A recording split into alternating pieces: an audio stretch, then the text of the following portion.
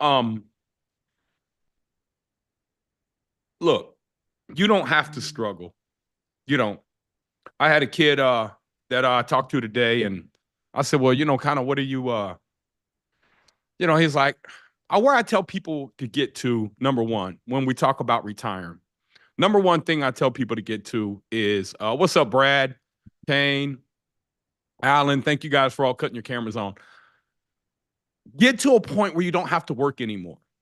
And for this young man I was talking to today, he's actually a good friend of mine. And it's his son. And he's 21. And my friend grew up like a lot of us. His parents had 22 properties. Well, I ain't gonna say like a lot of us. They was doing well, okay? Mom was a realtor. Dad worked at AK Steel, which is a steel factory here right outside of Cincinnati in Middletown, kind of rough area up there. But he worked there for 29 years and I think 4 months. And they did a strike, they did a lockout, and he lost his pension. Like 8 months away. Sick. How many times have we heard that in America? Big corporation, you think there's safety there. Man, ain't no safety there. So I'm talking to his son. I'm talking to my friend who now is become very wealthy in real estate. You're doing the same stuff I do with you guys. I partner with him. I probably own over 1,000 units with him and other people too. But we syndicate capital, and so I just watched him come up, man, from nothing. I remember in 2012 they bought a 6 unit, and to date they've done over 17, 1,800 units, probably over 2,000 units. And he said, you know what, it'd be cool, Nate. We're starting this inner circle thing to show everybody how to syndicate capital and how to do everything that we do. And we're going to hire people to help them put all their stuff together. But he said, it'd be really cool, man. We got this $60 million deal we're working on, and it's in Ohio. He said it'd be really cool if we could show people the inner workings of that, why we're actually negotiating the deal. And so, that's our conversation. So, look, get around people that are having conversations about where you want to go. I want to talk to his son today, man, about mentoring him. He said he needed $2,000 a month is what he needed to live off of. And I'm just sitting here thinking like, man, I can show you how to retire in like 6 months. Now, I know that sounds crazy, man, because a lot of us will work until we're 64 and never question, why am I only getting $2,000 for Social Security? Or why am I even worried about Social Security at 60 something years old?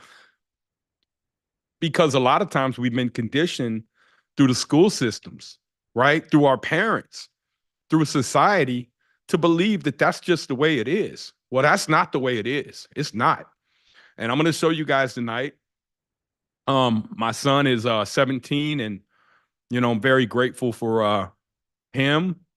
And I just want you guys to all count your blessings, because I was on a cruise. Like, I just got back yesterday, but I was on a cruise Sunday, and I was on a phone with my counselor. I do counseling every week, man. Just grow. Whatever I want to grow in, I got a counselor like, look, I want to work on this. I want to become better here. What do I got to do? And I get a call come in from a guy that never calls me on the weekend. And so I sent him the voicemail. Well, when I got off, I read it. And he said, my son was in a car accident this morning and died. And I'm like, oh my God, 21-year-old kid, man. And so a lot of times I hear you guys, man, talk about it's hard. Like, man, what have you been through in life? Like, that's hard right there. That's hard. But if that's what we setting hard as, don't tell me getting an electrician's hard. Don't tell me finding a deal is hard. Don't tell me getting money is hard. It's not. Losing a kid is hard. Everything else is just something that you got to learn to get through. And my son's 17, man. I just thank God for him, because I was at a time in my life where, I was selling drugs and didn't really know what else to do in life, and had cried out to God and just asked him to show me something different. I never had a job.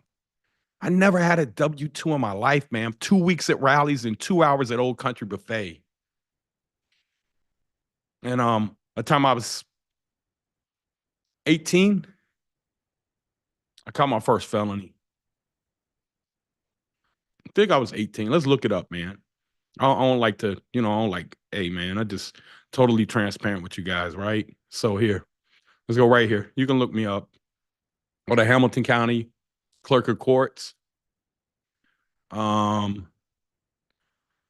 gonna have to cut that thing off, Val, because I can't. It's gonna keep popping up. As people pop in, I can't type.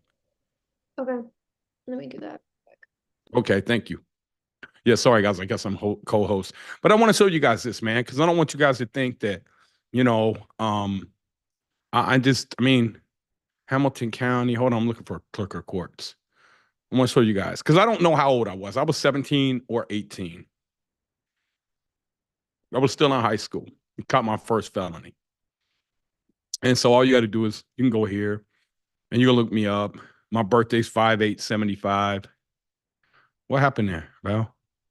Did it kick me off? Yeah, it looks like if I remove co-host, it kicks you off screen share. I might have to keep it on if that's okay. Okay. Sharing it. Okay. Should work now. All right. Sorry about that, y'all. All right. So look, I'm just gonna pull up all this here. Hold on. It keep popping up. I can't. Can you just, I guess you can't just auto let people in? Yeah, it should be good now. No, yeah, should be good. Okay.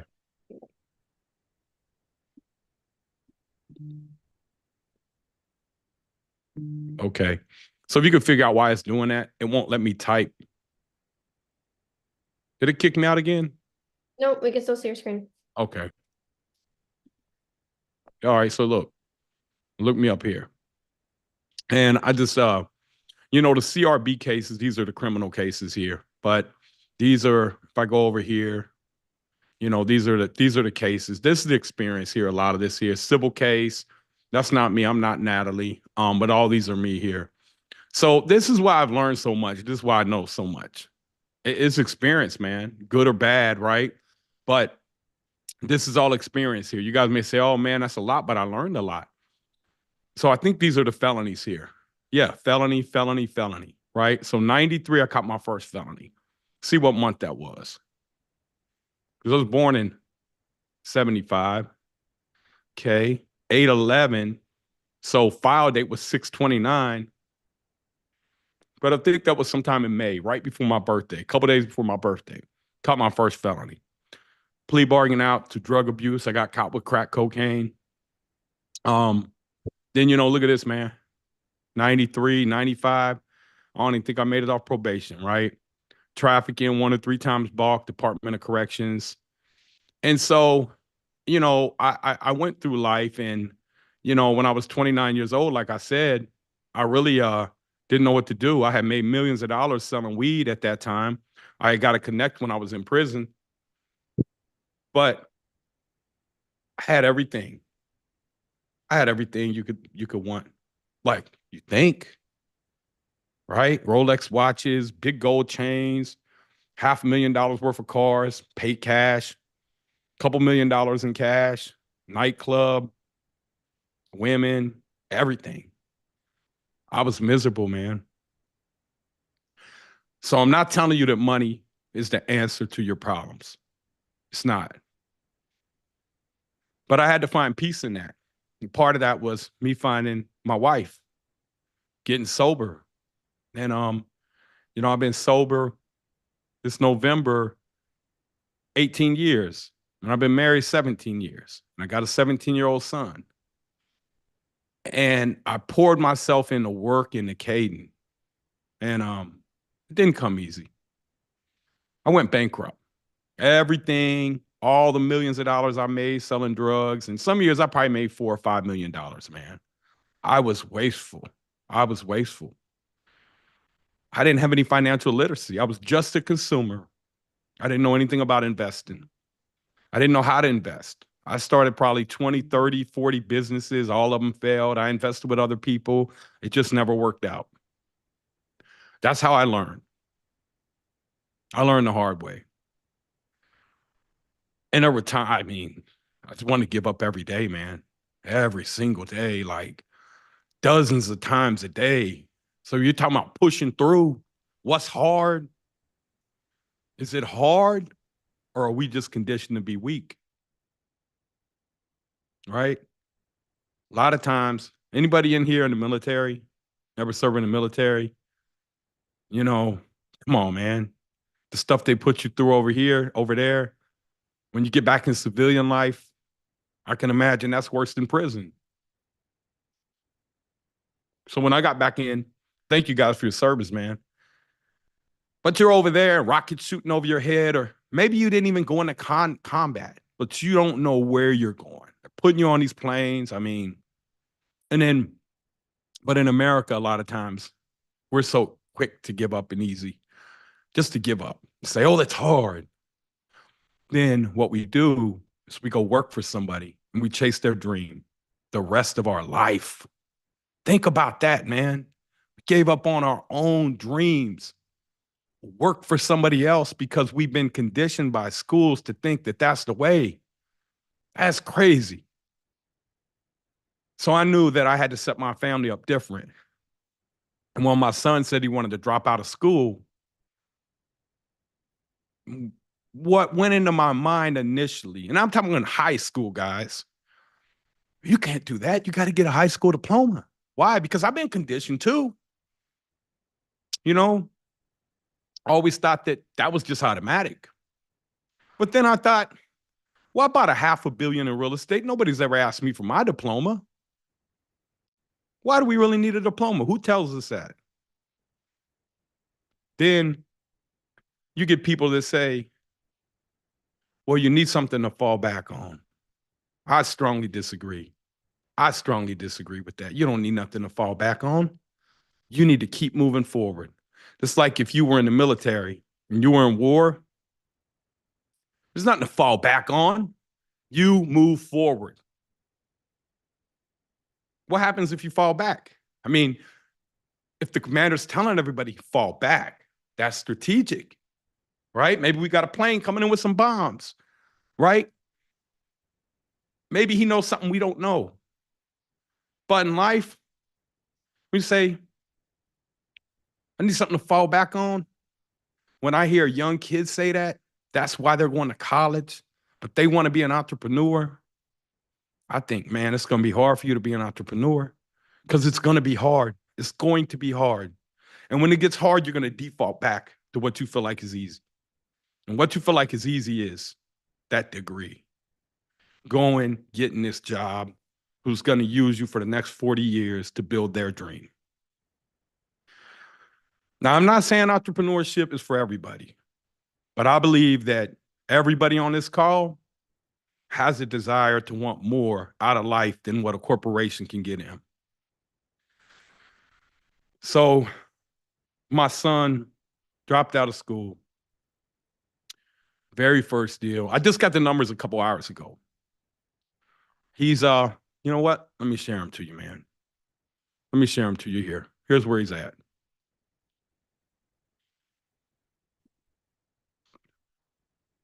Okay. This is the address, 2643 Acosta. I'll show it to you guys here. Let's go to Zillow.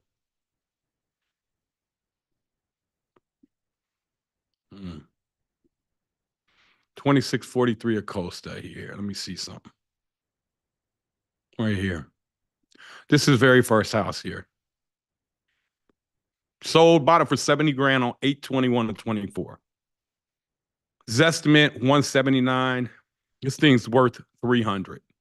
Zestimate's wrong. I'll show you why in a second. This is after we renovated it. Now, that's not real furniture. That's virtual, but everything else is real in there.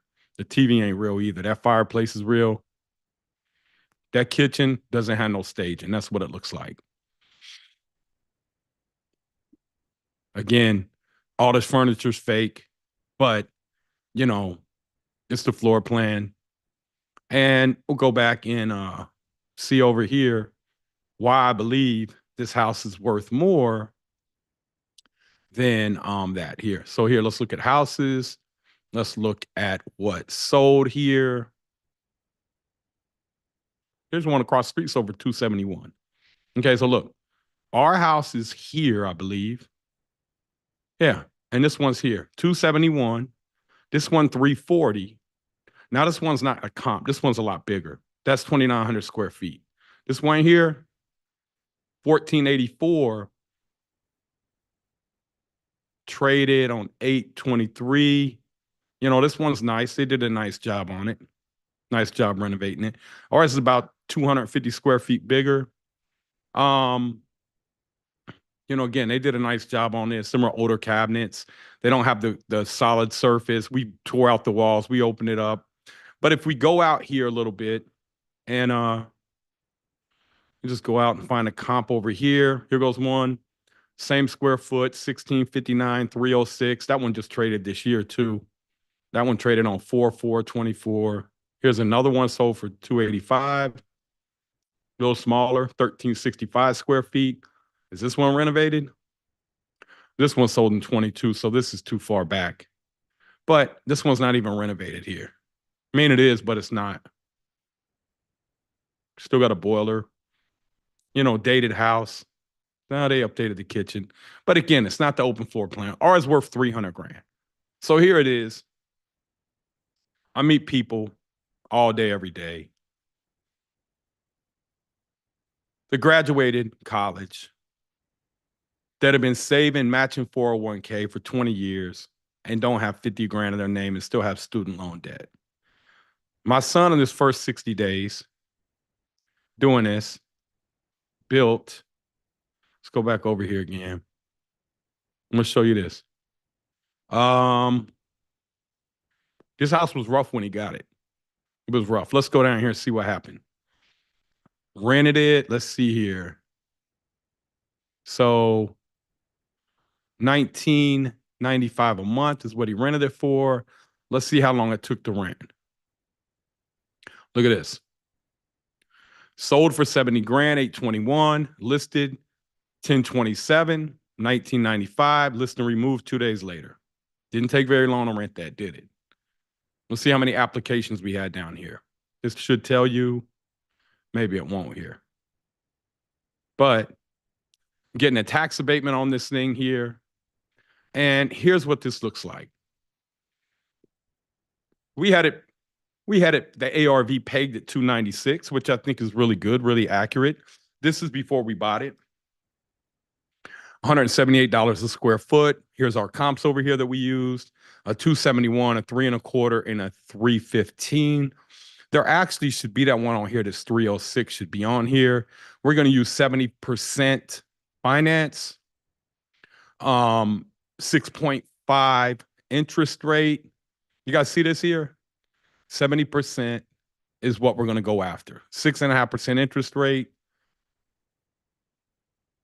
meaning our max purchase plus renovation plus soft cost are 207 because we don't want to have any cash in the deal. So we got it. Construction cost 71,000, closing cost 1,500, holding costs while vacant. That's going to be your taxes. You know, your insurance. No, your insurance is down at the bottom. So is your taxes. So that's going to be just miscellaneous. I think that number is probably high because we got everything else in here. Utilities while vacant 1,000, lease up fee 500. Grass cutting fee 100. We didn't even have to cut the grass one time. I think that was $50. Insurance while vacant 300, and property tax while vacant 400. Both of those are high, so our numbers will be a little less than this. And then we use a 20% contingency. Total holding cost 5,800. Contingency on construction. That puts us at 91,000, which would put our max offer at 115. You guys see we got it for 70 grand, meaning that when he completes this cash out refi, he'll get 45,000 back. 45,000 cash back.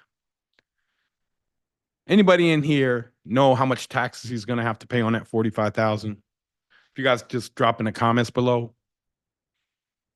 I'm looking at the chat over here. How much tax is he going to have to pay on that, everybody? 0. See, you guys have been paying attention.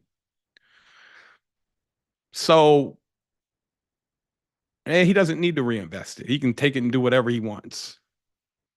Okay. So this is a spreadsheet here that we built out. I want to show you guys something. It gets a little bit more. This is just base level here. We kind of go deep here. Has a 1.18 debt service coverage ratio. The lender may come back and say, hey, man, I need a 1.2, which would mean that he would have to borrow less money out. Okay. He would be able to borrow 69%. They're probably going to be okay with, if I go look at the DSCR, it'll tell me in a second. So he's going to be able to borrow out 43,000, not 45, and still hit a 1.2 debt service coverage ratio. Do you guys understand the significance of what a DSCR, debt service coverage ratio, is? Comment below if you guys understand. If not, I'll explain it to you.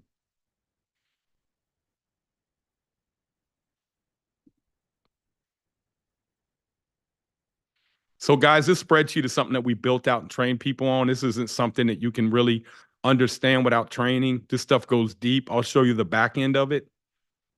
Okay, you guys all understand debt service coverage ratio. This is something that we built out for, all of our mastermind, everybody that's in our mentorship. But look, this is right here, the expenses we got. Okay, so we need to put our rents in here. We need to put our property management fee in here. Insurance, management fee, maintenance, taxes. Taxes are going to be low because we're getting a tax abatement. All this other stuff is what you really need to take into consideration. But, this right here, I'd say, $75, $50. We could bring reserves on the front side. So it's going to cost us about $6,000 a year to service his debt, which if I go back over here, see, that dropped me to a 1.08. So I have to adjust his number. He's not going to be able to pull 40,000 cash out. Let me go over here real quick and change this out here. It's going to be able to borrow probably 62%. 62%. Because I want him to hit this 1.2 debt service coverage ratio. There you go. So he's only going to get 22,000 cash back. But who in here would do a deal? Because what is important is look at this bottom line. He's got 134,000 in equity. Who would do a deal with no cash out of pocket, 20-something grand cash back? His cash flow, his principal reduction is going to be $2,000 first year. His cash flow is going to be $2,800, and I'm accounting for everything in here. And he's going to get 20,000 cash back. Who would do those deals all day? Build your net worth by $134,000 right there. And again, these numbers up here are probably a little high. He's probably going to be in it for a little less than that. So that's 162. He's in it for a little less than that. You already got, I think, let's see here. But here's where you guys got to understand. Let me see if there's any comments over here. I just want to make sure you guys all understand all this, okay? So, let me see here. Let me see. So why do we care more for net worth and not direct payout? Good question, Anthony. It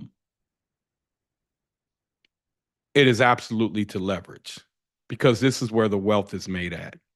It's the way I built my wealth, and I did it on accident. So I'm going to show you guys how to do it on purpose. It took me decades of my life to understand this and millions of dollars worth of mistakes. And so if I can get you guys up to speed and fast forward your learning curve 20, 25 years, shorten your learning curve, a lot of you guys ain't going to make it that long. You'll give up first, man. It's hard.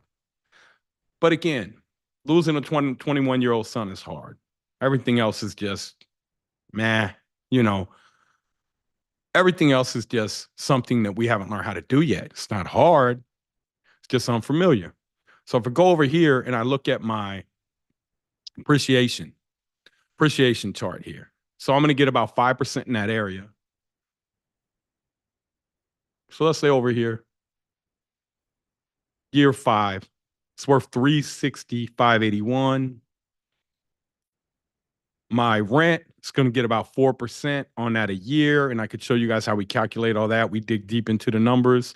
So my rent is going to be up from 24,000 to 28,000 year 5. And then I look at my debt service coverage ratio. It's climbing from a 1.2 to a 1.25 to 1.3 to 1.35 to 1.41. So what I want to do year 5, I'm going to go do a cash out refi here at 75%. Let's say interest rates are 6%, 30-year AM. Am I going to hit a 1 point?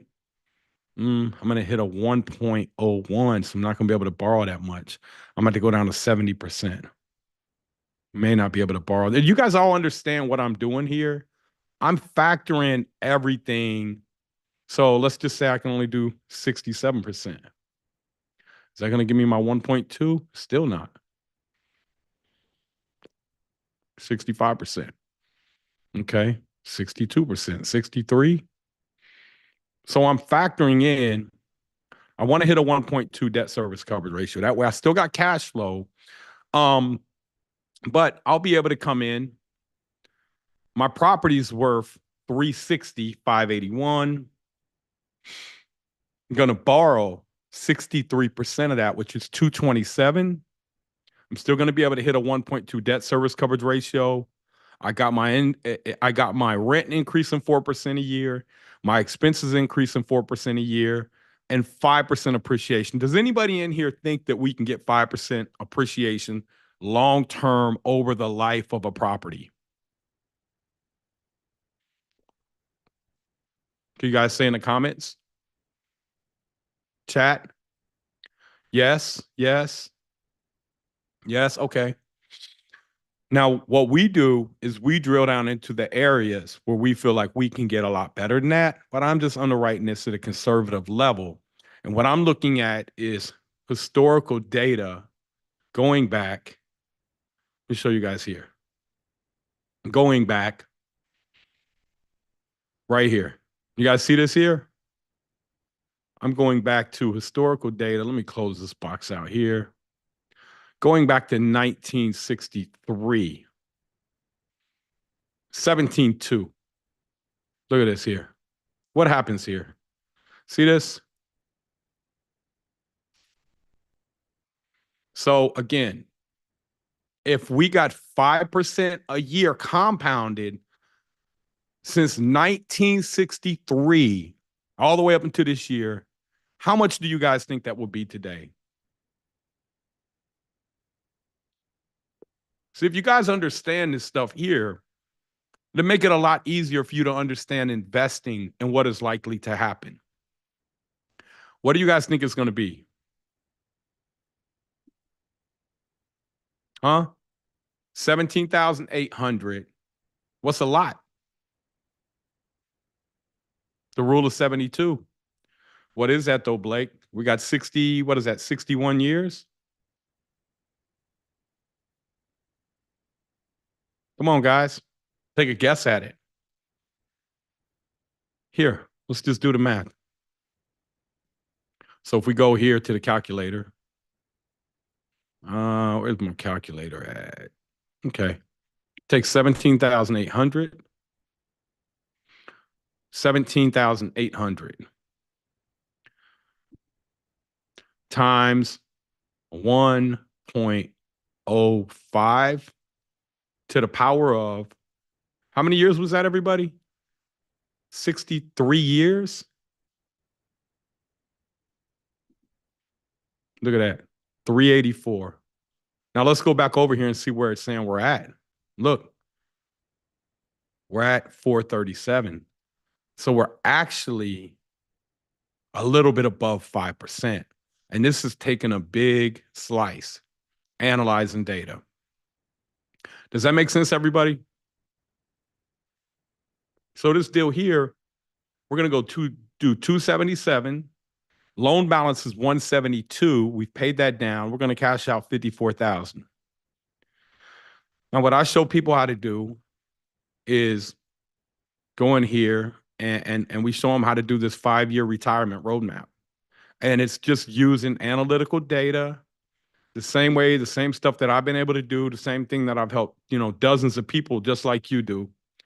And let's just say we go get 30 of these properties. We get 2.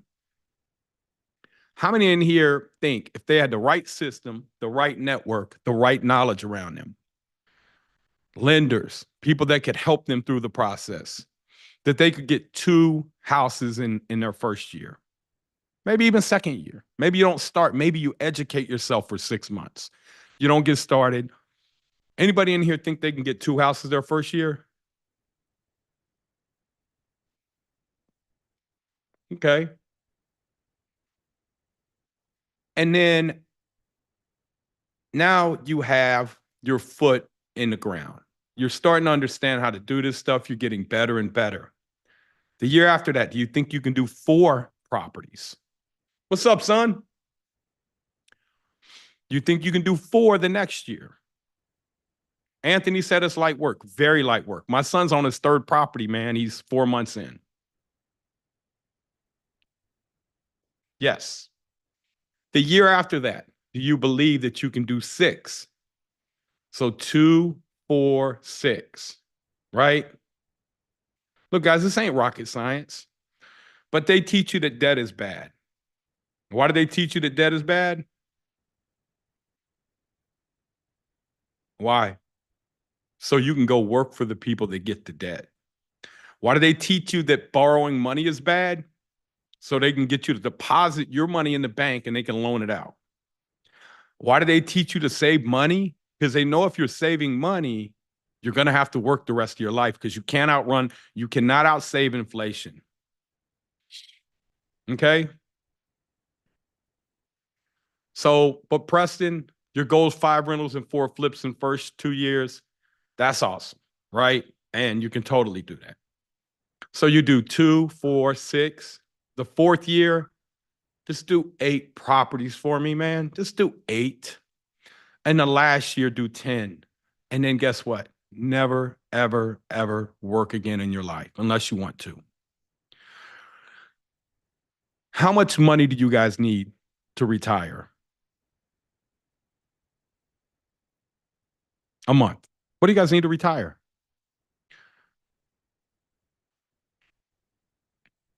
How much money do you guys need to retire?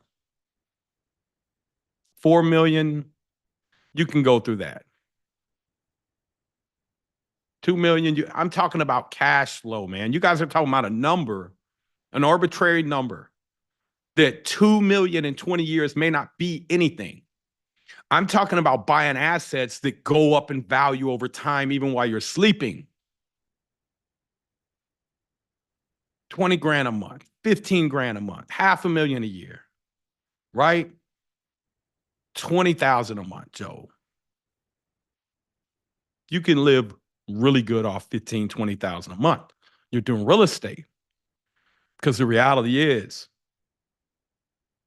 you're not really paying taxes. You're deferring taxes. But that's a little too deep for this call here. I won't go into that because that's like 2-3 weeks to really start to understand that stuff. But what happens if you do this here, right? Here's what happens. Let's just say you're all in at 150,000. Now, for those of you who say, I can't get a property for that, good. You're going to make even more money. Because this is the BRRRR method. It doesn't matter. This is just an example. I could double this and make it 9 million, and that total ARV would be 12 million. We're not looking for deals that are on market. We're looking to add value through the renovation, just like my son did on his first deal, just like he's doing on his second deal, just like he's doing on his third deal. And tomorrow, he has a 4th deal to go look at, right? He's on day 95. Now, yes, he has me as a father to coach him. He does. But I have several thousand people across the country that I coach, that I mentor. I have accountability coaches. We have 4 to 5 coaching calls every week. We have a very active community. We are able to scale and help people. We are able to keep the costs low because we have a vast network and so many people helping us. We don't charge up charges, and you know, and I come in here and I give this information to you guys for free. But if you guys feel like, Nate, like I really want to know more about this, I can help you guys out on that, man. Just if you want to jump on a call with me or somebody on my team, just say call, type in call below, and I'm going to get you guys on a call. And this is for paid mentorship if you guys are interested. If not, at the end of the call, I got some other stuff that I can give you guys for free as well. But if you guys are interested in jumping on a call and hearing about how you can do this, then, you know, I'll get you on a call and at least leave you in a better place than when you left. So, assuming that we get this assuming that this works, which it does, and these numbers here are not numbers where you're really pushing the envelope. They're not. Here's what happens. By year 5, these properties are worth 6.5 million. You're going to go do a 75%, let's say cash out refi, 4.93 million. You're going to pay your 4.5 million is reduced down to 442. You're going to walk away with 528,000 cash. Tax-free, tax-free. Until you sell the property, there was no real gain. So that cash out money, you don't really want to sell your assets. You want to hang on to good assets in good areas because they'll continue to go up in value the rest of your life if you buy them in the right area. Now, what are you going to do? Like I said, you can retire after that. After 5 years of grinding and hustling, then those 6.5 million worth of assets over the next 5 years, by year 10, are going to be worth 8.39 million. What are you going to do then? You're starting to make too much cash flow. When you make cash flow, you get into where you start to have to pay taxes. We don't want you to do that. Why? Why give your money away? Just go borrow, leverage the property more, go borrow another 6.3 million out, pay off your debt of 4.4, you walk away with 1.8 million in cash. You already walked away with $500,000 in cash, but what does this mean? What I would tell you year 10 is that each one of those properties is probably going to need at least another $25,000 to optimize them. So what we do is called recapitalize. So out of this 1.8 million, I'm going to take 750,000, set it aside for reserves, start to renovate the properties again, start the whole thing over. I'm going to probably look through my portfolio and say, you know what? These ones aren't appreciating like I thought. I'm going to go ahead and sell these off. I'm going to replace that and put that into a different area. Or you could just ride it out at this point. Because at this point, let me show you what kind of what you're making. So let's just say by year 5, you got 6.5 million worth of assets. You got 4.9 million worth of debt, new debt. Okay. Do you guys understand how you make money getting new debt? Number one, you get your cash out refi, but do you understand how real estate functions? I'm going to close this screen up for a minute so I can just kind of talk to you guys and see if you guys understand how that functions and how your cash flow works. And then I'm going to show you guys how much money you would be making off of this portfolio here. And this is a rather small portfolio. Anybody can do this. Doesn't take a long time. It really doesn't. What do you guys think? Okay, elaborate on what? Kane, what do you want me to elaborate on, brother?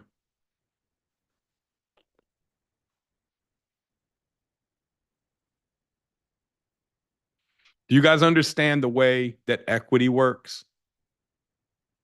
It pays you dividends. Equity is your cash in the deal. Now, equity can be your cash in the deal by you either working and saving and putting it in, or it can be earned by forcing the value of the property by doing the work. Right? So let me go elaborate on that for you, Kane. Share my screen again. Does this all make sense to you guys? In the chat, if you could let me know, is this making sense to you guys?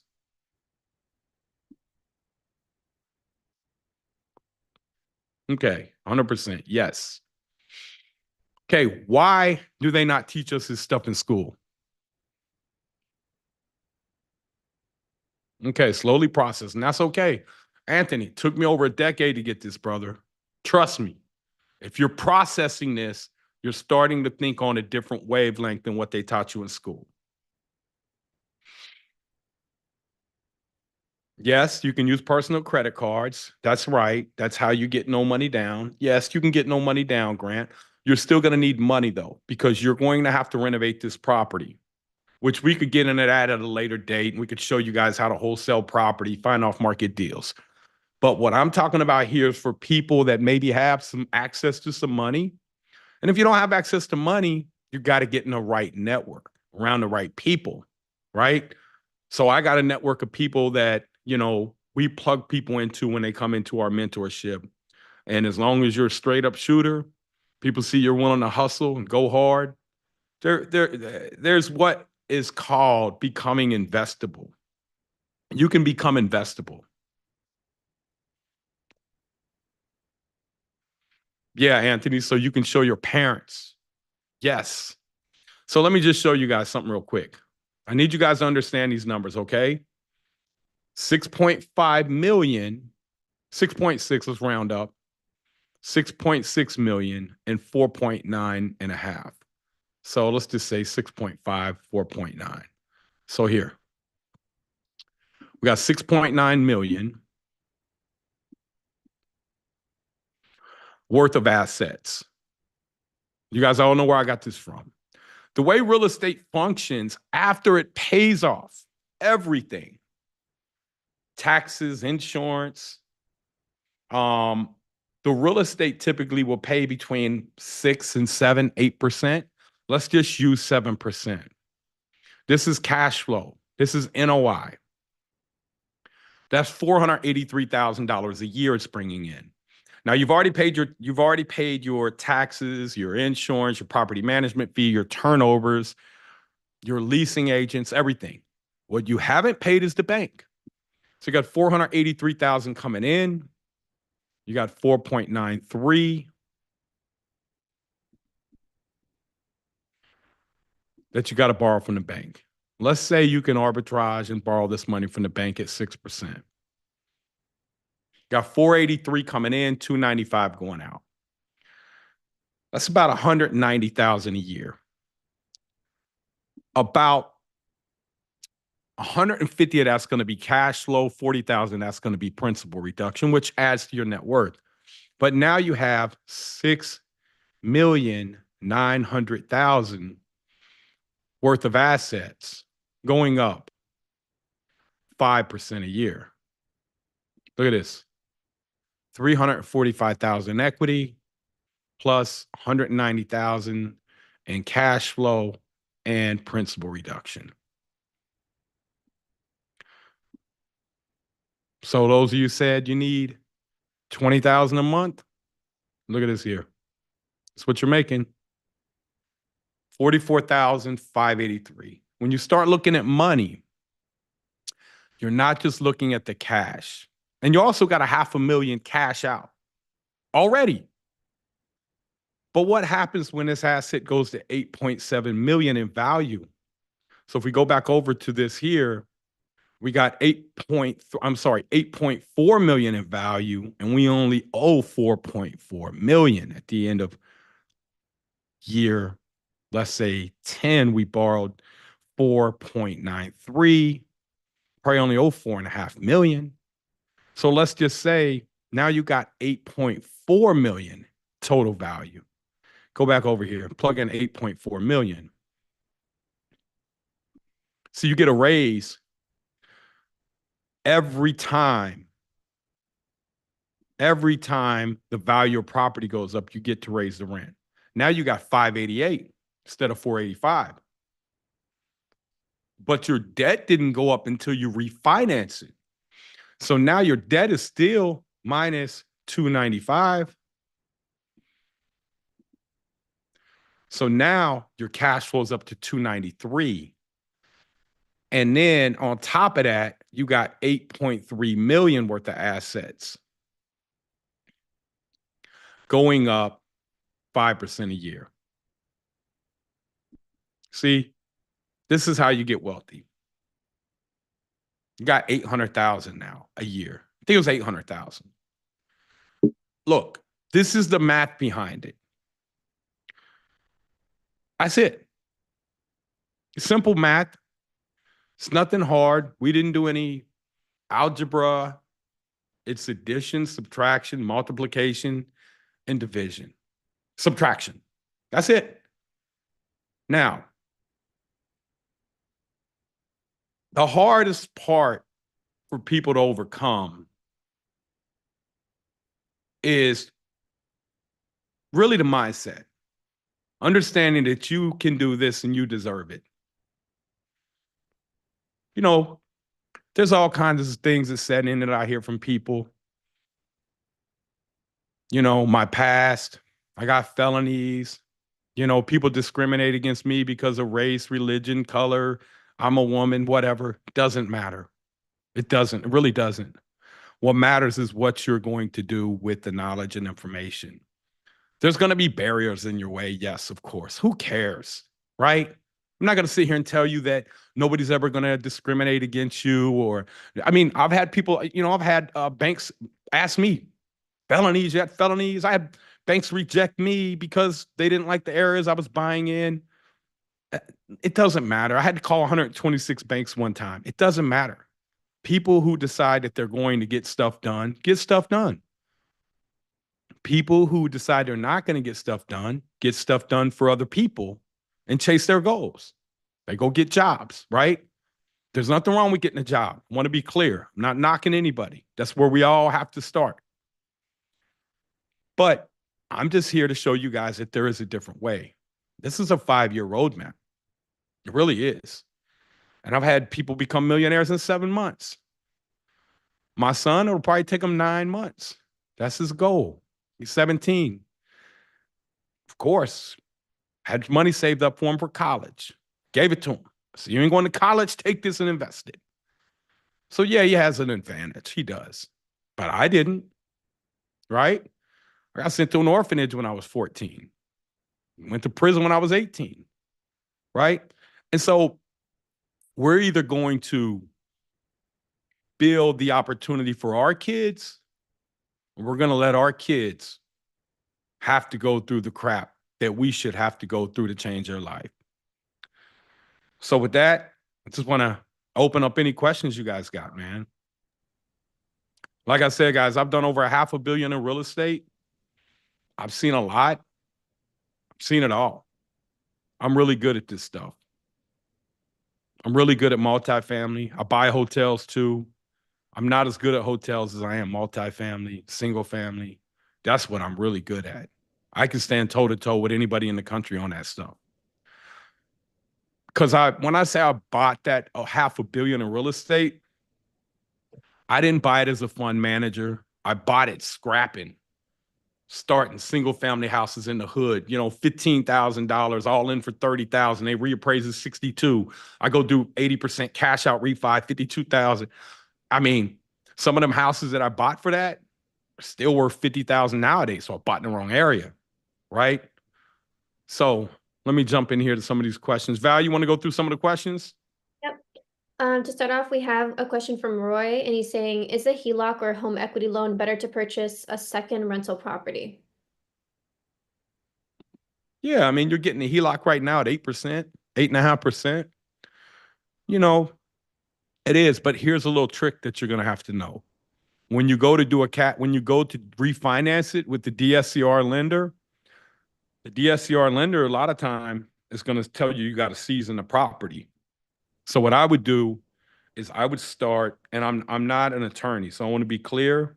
I'm going to tell you what I would do, okay? How about I just tell you what Nate would do? So I'm not giving you any legal advice.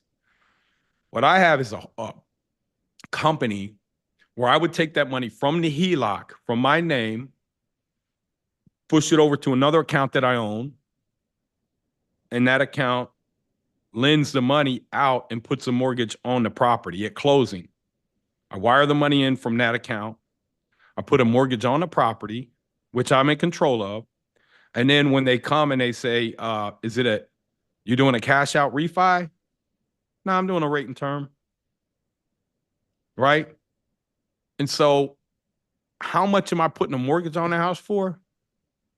Doesn't necessarily have to be the amount that I send in. I'm backing in and I'm saying I'm going to do 75% of the ARV. I may only fund 62%, right? But I got a mortgage on there for that 75%. That way, when title gets pulled and they say, well, what's the payoff? It's the 75% I requested, right? And let's say that they only loan me 68%. Well, remember, I'm in charge of the payoff. I can go certify the payoff and send it into the title company and say, this is the payoff. The payoff's almost exactly what the loan's going to be. That keeps you from worrying about doing a cash out refi, number one. Number two, it gets you around seasoning because seasoning will slow you down a lot of times as well. We have another question from Blake Stratman, and he's asking, have you ever became a third-party purchaser, or do you just use Zillow? Do I just use the loan? Or do you just use Zillow? A third party purchaser for what? Let Yeah. us know what you, I don't know what you're talking about. Another question from Marco Johnson. He said, Nate, how do I do a new build for personal living but want to benefit from the BRRRR method? Easy. You find a property that you can build that's going to be worth significantly more once it's done and built than what you're in it for. So let's say, here, what city are you in? Ask him what city he's in. Yeah, Marco, if you can drop what city you're in. And then Blake replied to the third-party purchaser, and he said tax liens. No, I don't do tax liens. I got a friend of mine. She's actually in my mentorship, but she mentors people too. She does those and she's really good. You know, her name is Shatwana Dean. She's out of Orlando, but she buys them all over the place. I'm not an expert in that. I don't really understand them. I don't like to wait. I don't like to have money sitting out there waiting on them. I like, I think there is a way that you can do, there's a redemption period on them things too, a lot of times. So for me, I want the asset because I already know what I'm about to do. I'm about to go and destroy this place and add value quick and go renovate it, rent it out, refinance it, move on to the next one. We have another question from Zach. He said, hey, Nate, this is Zach. Question, how do I liquidate my business credit cards for one of my homes I have under contract? It is my first property and I have 50K line of credit on Chase. How can I do this without cash advance? Okay, good question. So there's an app called Plastic, Plastiq, that we use to liquidate. They charge a little over 2.5% because that's the processing fee. I also, and now that one was a little tricky. We had to create an invoice. They won't do it for real estate. So we had to put, I think what we liquidated it for was inventory, which real estate is our inventory. We just couldn't say real estate because they won't allow you to do that. And PayPal, I think you can do pretty easily as well. One of the members in our group said PayPal. Those are the two that I know about. But Plastic, we actually used Plastiq here. Let me just pull it up and I'll show you guys this. We actually use this one here. It was easy to do. I mean, it wasn't seamless. I mean, there was some stuff that we had to, it's like anything, man. You got to go through and finagle and, listen to their questions and they won't do real estate. And so it's this company right here. Melio does it too, but I think I've heard things about Melio. I've never used them, but this one here is a vendor payment. Is it right here? It sent the money off of our card to the title company and it showed up at the title company. It looked like an incoming wire. And right now, we use Fund and Grow. We have a Black Friday special with them that we show our private students how to do. And they got me 90 something thousand. Next week, I go for my third round and they're thinking I'm going to get another 100,000, which will put me over 200,000 and 0%. A lot of those were from, I think this is my third round. It lasts a year. So my first round was in November. My second round was in May, and this will be my third round. So a lot of those ones from November on the second round, they switched over so that my 12 months started over again. But you can't do that indefinitely. Well, maybe you can, but I wouldn't count on that. I would just get in, get out, know what you're doing, get the money out, and And that repay. BOGO, that And BOGO is fire, Nate. oh yeah, Christos, what's going on, brother? How you doing? Doing great, brother. It is you could share it with somebody right now and it's another Oh, few $100s off. so basically, we have it's like $4,000 to get this company. A lot of companies will charge you. And again, these are business credit cards, so they do not show up on your personal. You do not want to try to do this on your own if you don't know what you're doing, because you mess around, you get the wrong card, it shows up on your personal, your Mhm. debt credit utilization crashes you from a 690 to a 550. Now you're done, you can't refinance out of it. Now you got all kinds of problems. So there is, and you got to make sure you pay every payment on time. If not, they'll default to the 22% interest rate or whatever. Right. Yeah, ask me how I found out about that. Yeah, my son didn't pay one of them on time. And so luckily for me, I just went in and paid it off. It wasn't much. It was like I ain't gonna say it wasn't much. It was 15,000 bucks, right? But I just paid that one off. And then they said you got to pay it on time for 6 months, and we weren't late. Like it wasn't late. It was just, the due date was the 5th, and he didn't pay it till the 9th or something. So it wasn't like 30 days late. But it gets complicated when you get all these cards. I had them put a spreadsheet together, like when are all the dates, what's the available credit. I mean, you just got to be organized when you're doing this stuff. You got to be strategic about it. Your minimum payment on them cards is 1% a month. Mhm. So if I got 100,000 loaned out, my payment is $1,000 a month. So you want to make sure you're baking that into your carrying cost as well. That 1,000 a month you're paying goes straight towards the principal reduction though, because there's 0%. Nate, we have another question from Anthony, and Anthony's asking, this is actually a really interesting one. He said, what do you do in the meantime while you're preparing deals? How do you pay bills? Well, I mean, you can wholesale deals.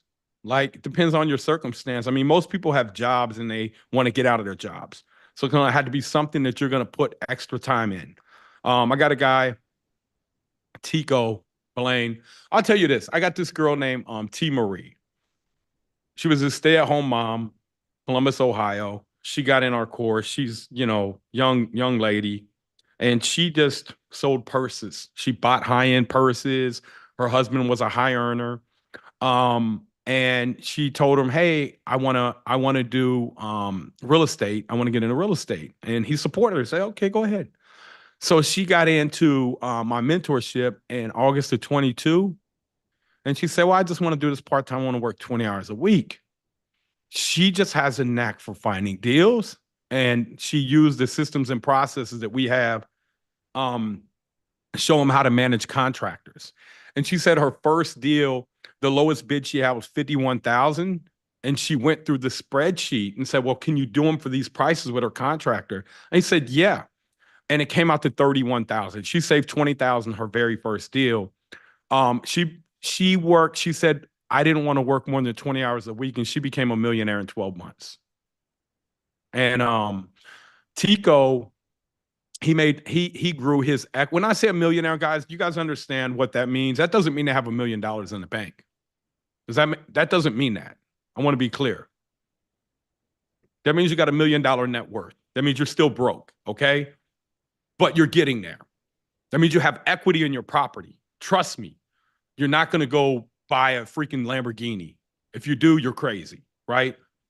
$1 million is just to start. You need to get up to probably $5 million net worth before it starts to be a little more comfortable. Because remember, $5 million net worth is going to pay you about 7% dividends, which is $350,000. Now, you maybe don't need that much. $350,000. If you would say, hey man, I'm making $350,000 or $400,000 a year, you know, Nate, man, I always had this Lamborghini. The payment's $3,500 a month. I mean, probably go get it. Go get it, depending on your circumstances, right? But for me, once I became an investor, I mean, I got Lamborghinis out there, I got Ferraris, I got all that. But I buy used ones. I can't go buy a brand new one because typically they go down in value. Once I became an investor, I looked at everything from an investment standpoint, you know, because that's just my mind. Like, I don't like throwing away money. So you got to change your whole mind about money. Now, that doesn't mean, you know, I just went on a cruise with my wife, and that doesn't mean that we don't enjoy life. We travel 30, 45 days at a time, but that's part of our value system, right? Our value system is traveling, making memories with the kid. Yours may be different, and that's okay. That's what's great about America. Yours is, you know, buying Gucci $600 t-shirts, and I got some of those my wife bought me. I said, baby, I ain't wearing a $600 t-shirt, but I got them in there. But the real reason I ain't wearing them because I don't fit them.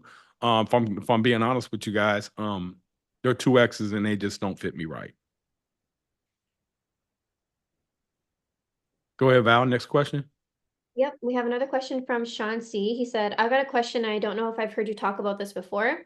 How do banks look at your DTI once you have property and money coming in from rentals, etc.? Do they still want you to have a certain max DTI, or are they more flexible on DTI once you have a bunch of properties cash flowing with equity, etc.?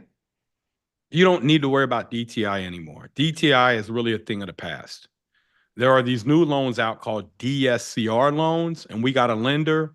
We can put the lender in the group. I'll also give you guys the link if you want to get signed up on this Black Friday special for Fund and Grow, the one that got me 100 grand. And yeah, we'll talk about Tico in a minute. But you guys understand what a DSCR loan is? Look, if I go buy $100 million property right now, they're not looking at my personal tax returns. They're looking at who I am. They're looking at who the sponsor is. I'm a sponsor on the deal, right? But they're looking at how much cash flow this property is going to make. And then they're looking at the ability for me to repay debt based off the cash flow of the property. Does that make sense to you guys? Look, maybe about 5 years ago, the Wall Street guys started running their numbers. And they said, man, hold on. We have a huge shortage of housing in this country. We can't buy it all. What's another way that we can get money invested into these properties, which we view as stable assets, and get a higher yield than what the bond market pays? Because bond market might pay 3%. And they said, we'll do what the commercial guys do on the commercial properties, but we'll do it on single family homes, and it's called DSCR loans. They don't even ask for your tax returns. They don't. Now you got to have some reserves in the bank. You got to have $20,000, $30,000 in there in the bank, right? Not even that much, maybe 5 or 10,000. But 5 or 10,000 is tight. But if you know what you're doing, you can get away with it. But you got to have these credit cards as a backup in case something happens until you get really good. And when you get really good, you really know what is going to break on these properties. And that's what I teach people. I teach people to look at the property, not just from, you know, what the cash flow looks like, but what things are going to break and what year they're likely to break. And that's when you become an expert in this stuff and you become really good, and you don't become emotional when a furnace breaks, because you knew that furnace was 17 years, 18 years old when you bought it. You know it was probably going to break and you budgeted for that. And that 25,000 cash out that my son gets, he's not taking that 25 grand. He's going to probably, we'll set aside 5,000, 6,000 in reserves, maybe, and then the other 18, 19,000 he can take out and buy more property with. We have another question from Day. This is about the academy, and he's asking, do we have direct access to you in the mentorship, or is it just the team? No, I'm in there. You know, I jump in there like I was in there to well, I wasn't in there today because Deal Machine was, but I jump in there, man. several times a week. I answer questions. There's a private group that we're in. You can tag me. I'm in there answering questions every day. I do a live and kind of break down stuff with you guys every week. At 12:30 Wednesday, I'll do a call. Sometimes I'll be out in the field showing you guys stuff. Sometimes I'll be breaking down these spreadsheets. But you also have accountability coaches, for the first 3 months that you go through the program. And they're going to make sure that you complete everything and that you understand everything. We have city groups around the country, over 40 city groups. You're going to get linked up with them. We got vendor lists in all those city groups. We have contractors. I mean, we have everything that you guys need to succeed. The only thing you got to bring is effort. We have another question from Anthony. I really like this one. He said, what do you say to someone if they say investing in real estate is risky? Well, I would say, jumping out of a plane is risky if you don't know what you're doing, but if you know what you're doing and you had a proper equipment, probably going to be fine. So investing in real estate is risky if you don't know what you're doing. Investing in stocks is risky if you don't know what you're doing, right? Driving a plane is risky if you don't know what you're doing. Everything is risky if you don't know what you're doing. But if you become an expert in it and you become really good at it and you understand it, then you mitigate the risk. We have a question from Amok from Facebook. He's asking, is it necessary to get a real estate license or do you recommend getting it, assuming for investing purposes? I mean, look, I'm really against jobs because I feel like if you need that to get into real estate and you need to make some money in the meantime, it's a good way to get in. It's a good way to start to understand real estate better. But what I don't want you to do is become complacent with that $100,000 a year that you're going to make as a realtor. Because in reality, guys, it's hard to raise a family off 100 or 150,000 a year after you pay taxes, insurance, your mortgage. It's a struggle. So I don't want you to, if you're going to use that as a means for a short time, that's great. But using that to solve your problem of how's that going to help you retire in 5 years, right? How's that going to help you retire in 10 years? How's it going to help you retire in 15 years? What we do is we become complacent instead of pushing ourselves. So by all means, man, you have to chase and you have to do what you have to do to get to where you want to go. So if that's becoming a realtor, that's okay. But just remember the goal is not to stay a realtor. I see so many people, they just become a realtor and that becomes their core focus. And they lose track of the goal, which is to retire using real estate to produce passive income.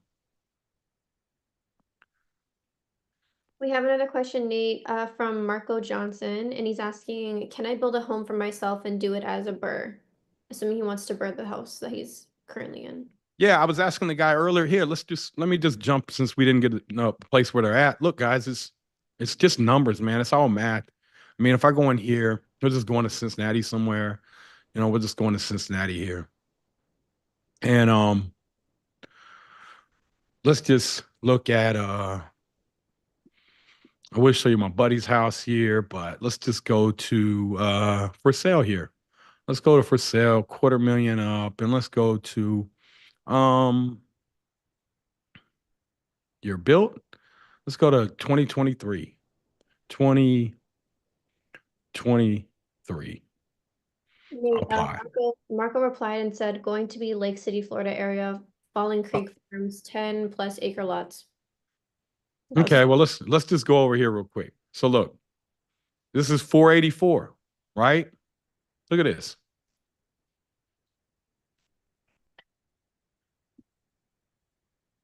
Just look at this house here. This house here, nice looking house, $485,000, 25 days on. So this house here, let's see what they bought this lot for.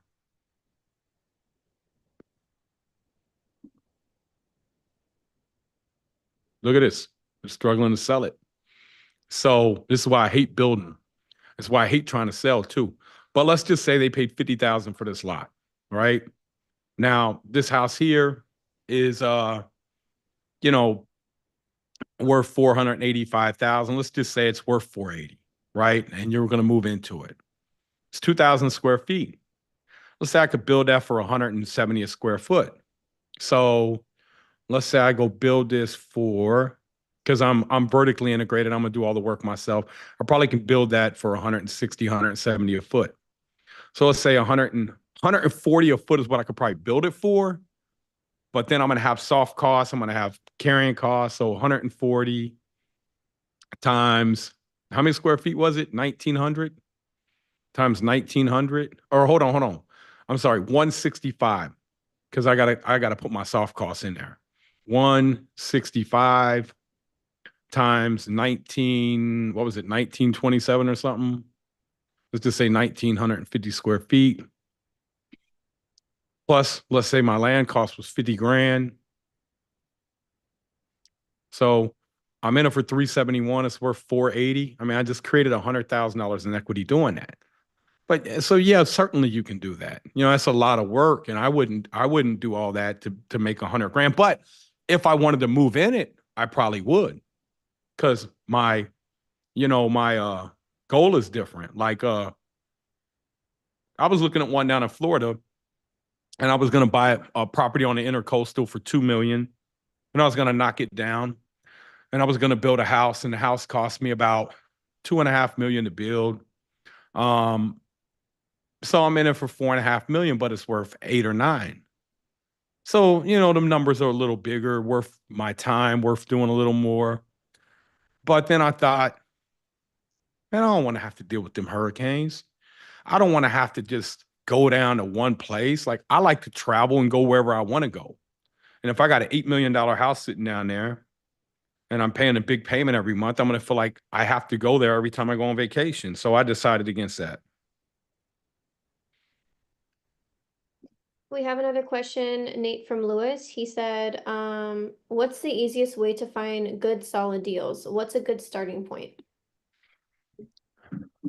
All right. So look, guys, I'm gonna show you guys something, man. This is what we were doing a live on earlier in our private group here. So if you go to natebarger.com. Okay, let's go here. Come on, internet. And then go over here to partners. If you want to go to Fund and Grow link here to get them lines of credit. We got insurance here. We got all kinds of stuff built out for you guys over here. But this here is where we find deals at. So don't have me a login option. Unlock offer. I should already be in here. Let me see here. Okay. So you get money off here too. You get free 7-day trial. Let me just go to let me see here. If I go here, you should know who I am. Take me in here. So let's just say I go here and I'm in Cincinnati and I want to find how many houses do I got down here? I got 436 properties. Let me say right here, see the bottom left hand, I got 1,645 properties. Man, I don't want to go through all these properties to try to figure out which ones I want to buy. I want to go down here and I want to type in match all. I'm going to go to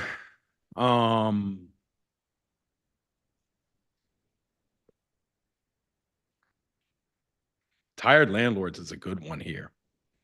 So I like Tired Landlords. Now I got 93. So see that? Now I want to go Tired Landlords that are behind on their taxes. Oh man, come on. That are tax delinquent. Come on. Now I got 203. Look at this here. Boom. High equity, off market. Look at this here. They don't owe any money on it. Right here. Kaylee Boyd, want to go make this call right here. phone number, out-of-state landlord, call her up, so I want to minimize the amount of work that I do to find these deals here. Bought it in 2006, survivorship deed, so it looks like they inherited it in 06. I mean, come on, man. Estimated repair cost of 60,000. So I already know right here, Santa's worth 265 and these 60,000 in repairs. I already know here's what I'm gonna do. I'm gonna say 265. If I pull my comps, I'm going to say I'm going to be in maximum of, let's just say 70%. Then it needs 60,000 in repairs. Let's say I'm going to have another 20,000 in closing cost, or not closing cost, carrying cost, right? So I'm going to take off 80,000, and I'm going to probably call and try to offer somewhere in that 80 to $100,000 range on that property. They don't know anything on it. They're behind on taxes. They're a tired landlord. They inherited the property. Looks like they're out of state. So, don't overcomplicate it. I mean, this stuff here that you can use here, looks like she may even live here. But, who knows the circumstances? But again, look, all these properties here are people that are behind on their taxes. And they're tired landlords. That's how we find properties. Minimize the amount of work that you do. Then if I want to, I can come in here, Home Street, 45236. Oh, that's a 4-unit. Man, look at this. Original loan amount was 99 grand. They bought it in 10. Look, estimated equity 60%. I can tell you if this is a 4-unit, that property, it is. Look, 2,924 square feet. That means that property is probably 2 1-bedrooms and 2 2s. That property is probably worth at least 350 to 400. Because that's in College Hill. So look, they paid 99 for it. She may say, hey man, I just want to pay off. I just want what I paid for it. Matter of fact, I just got a deal under contract last week for my son. The lady said, look, I want what I paid for it. She bought it in 07. She paid 99,000 for it. It's worth 221, 225. She just wanted what she paid for it because the city came in and told her, hey, you have to hook it up to septic. You have to get off the septic tank and hook it up to the city street, which is 20 to 40 grand. She said, I don't have the money to do that. I paid the house off. So I walked through the roof. It had some problems. We agreed on 80 grand cash. We got our clear to close today. And, I wish I could show you the text message. She said she's having health problems and it just really helped her out. So you can create a win-win with these sellers. Does that make sense, everybody? For every problem out here in life, just go to natebarger.com and go to my partners. Go to Deal Machine. You'll get a 7-day trial and then you get all kinds of stuff because we got, we do a lot with Deal Machine. Does that make sense, everybody? It's not hard to find these deals. You just don't know how. We do trainings on this every week. We have another question from Anthony, and he's asking, how do you change someone's mindset on money if they think all that matters is getting a good job? How do you explain that assets like real estate make you actual money? You show them. You show them the math behind it.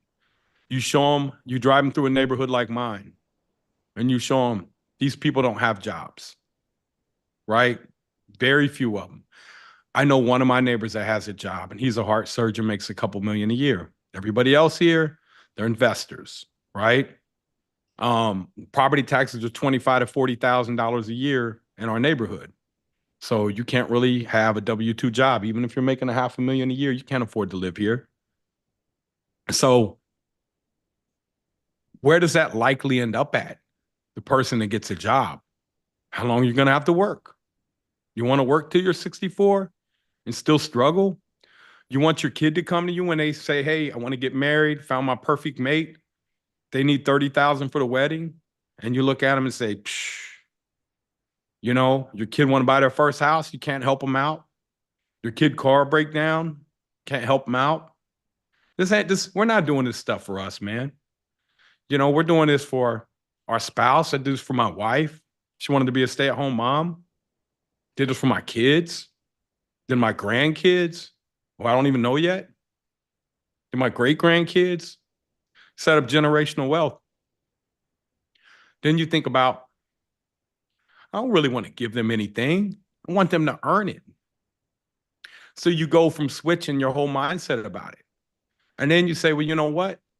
I want to teach people how to do this because I feel privileged to have understood this stuff. That's why I'm on here with you guys. So you just got to get around a different set of people and show them there are people out here that are crushing it in real estate. There are. And it's always a good time to buy. It's just make sure you buy a good deal. We have another question, Nate, from Joseph Porter, and he said, I'm 17. I just bought a house to flip with my brother. What do you think my next step should be? Congratulations, brother. That's great. I would say go make you some money doing that. Go do a couple deals. Start to learn how to do that. Get around investors, the people that you're flipping to. Maybe even go to one of the people that you're flipping into and say, hey, listen, man, I want to roll some of my equity into this deal. Once you find somebody that's good at doing it, say, I want to own some equity. I want to come over here. I want to shadow you. I want to see what you're doing. Show me how you're doing this. And get into buying property at a young age, owning property at a young age. I found this graph earlier, and I'm going to show you guys why property will almost always go up in value over time if you buy it in the right area. Where is this here? You guys know what this is here? Look, this is the average median income in America. What happens every year? Every year people get raises. So when you go to qualify for a mortgage, how do you think they qualify you? Huh? They qualify you based off your income. People don't go and say, hey, Mr. Banker, I want to spend $1,500 a month. They're going to say, let me go and see how much I qualify for. And this is how they do it here. Same way that you qualify them to rent your property. And so if we know that wages are historically always increase, what also increases with that?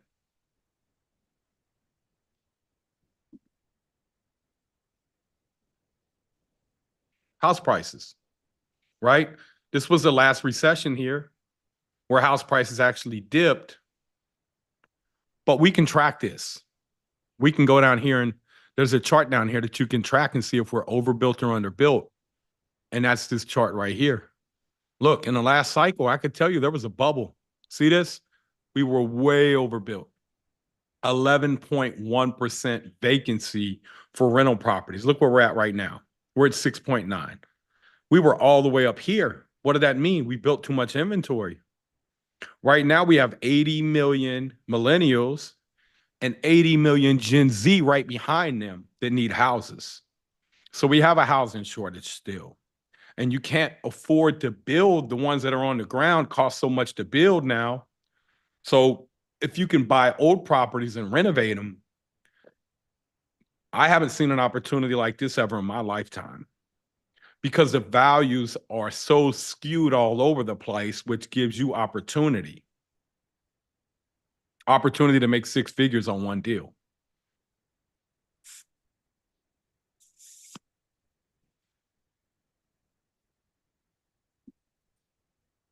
Nate, we have another question from Christian Capone from Facebook. He said, I turned 25 tomorrow and I'm flat broke. Any advice would be great, Nate. Get around the right people, man. I'll send you a free training. Anybody who wants a free training on what we went over tonight, break down a little bit more in depth, show you more about the areas that you want to buy in, how you identify the areas. Just comment training below and I'll send you the video. You can kind of go through that video and, you know, it'll help you guys understand this a little bit more. But I would truly encourage you guys to get around the right people. You know, the people that are working at your job, most of them are going to work at their job until they can't anymore. And that means they're either going to get cut, AI is going to replace them, or they're going to have to retire because they just get too old.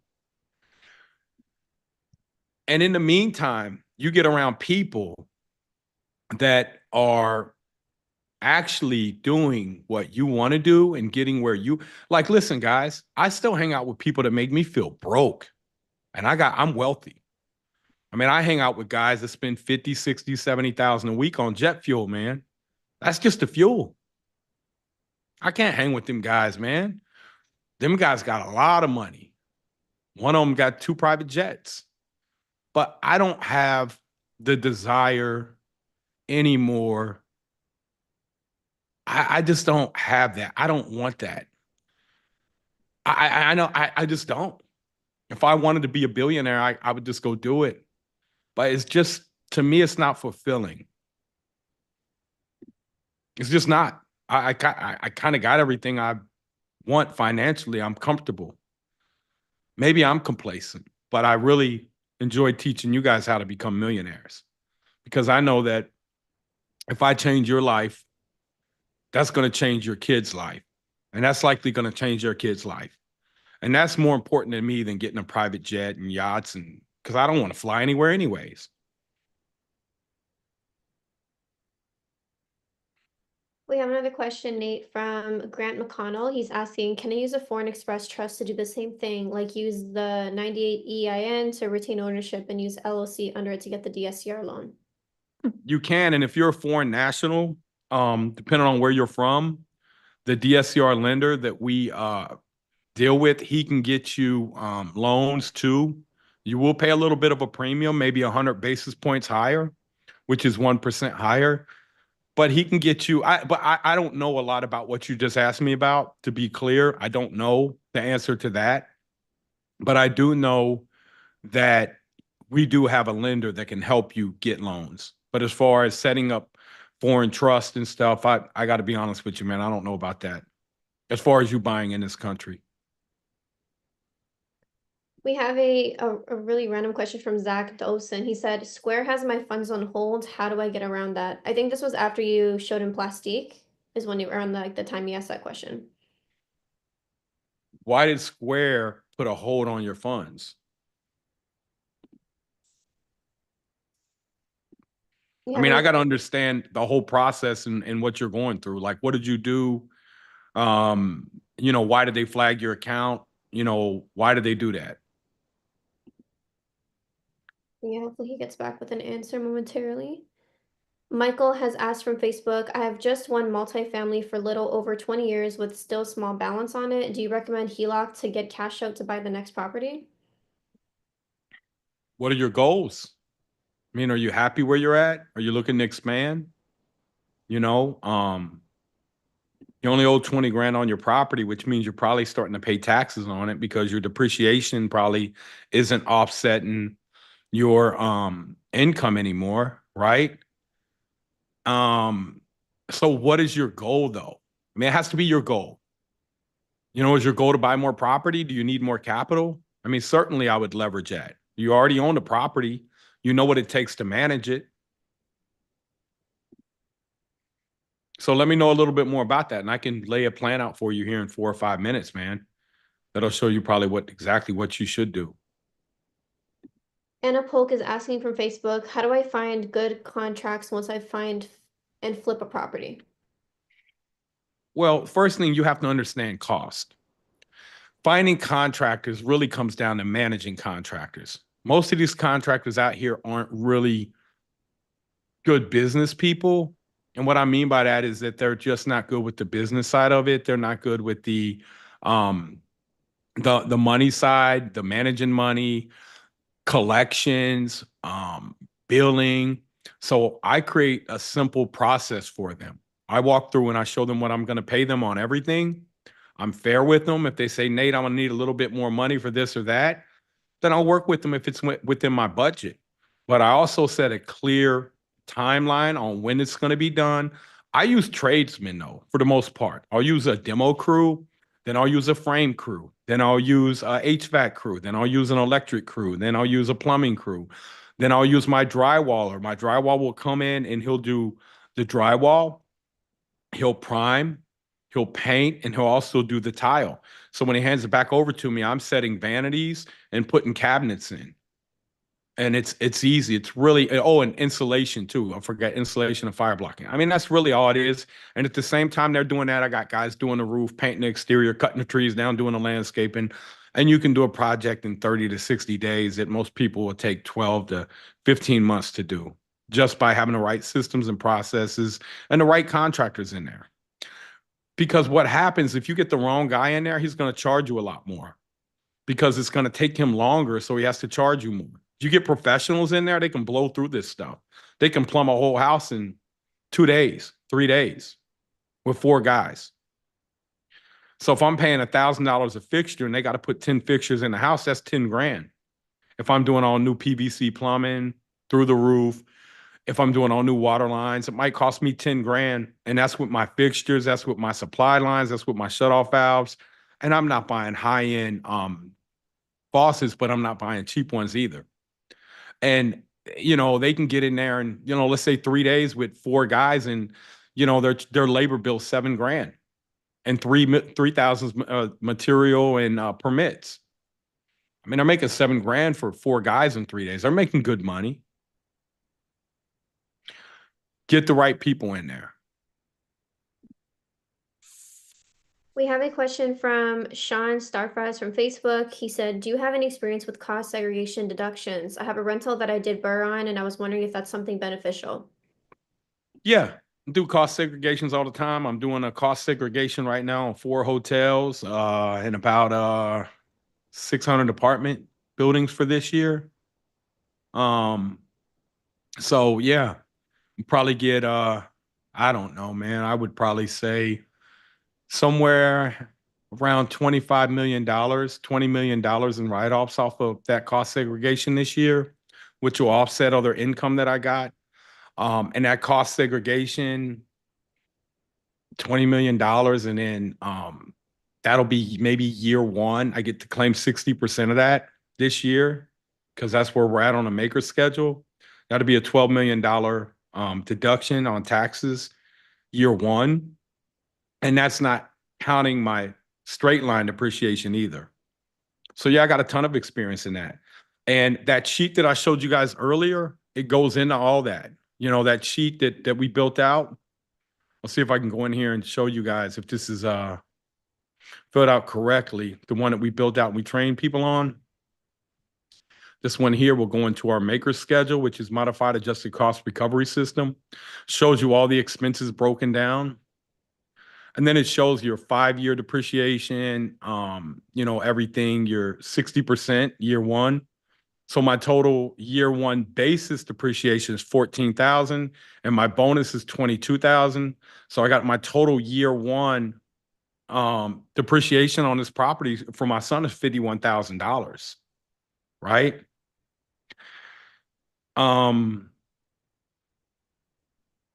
$51,000 loss is where he's going to start on that property, but he actually has a gain. And when you understand, and we can take this, we don't even have to do a cost seg. We turn this straight in because of the way we do our accounting, the way we account for everything here. These are your 27.5-year items here on residential. These have to go towards your basis. Anything that's 15 years and under on the makers, which is all these items here, you'll get 60% of. Next year with Trump in office, it'll probably go back to 100%. So if it goes back to 100%, we'll see what we would have had 81,000 year 1 depreciation. And that's all kind of summed up over here in our residential calculator here at the bottom, kind of all your benefits down here, right? So understanding that stuff in depth is really what will give you like a MBA. Like you'll be able to talk to Harvard grads about this stuff, and it's just high level. It's everything that I've learned doing large deals, and I dumb it all the way down and show people how to do it, starting off doing a single family home. Like I said, it fast forwards you 20 years. And this takes you about 90 days for you to learn in our private program. And then after that, you're in for life. So it's not like, oh, well, I learned everything. Like, no, you're going to learn the rest of your life. Um, and then once you become in there, you'll start to help others out too, which is what we've kind of created, is just a culture of help. And we call it we call it family, because you're like family if you're in there. We take care of each other. And so once you understand this stuff, you'll have a clear understanding. Like the guy said earlier, how do you show somebody that real estate investing isn't risky? Understand what the heck you're doing in great detail.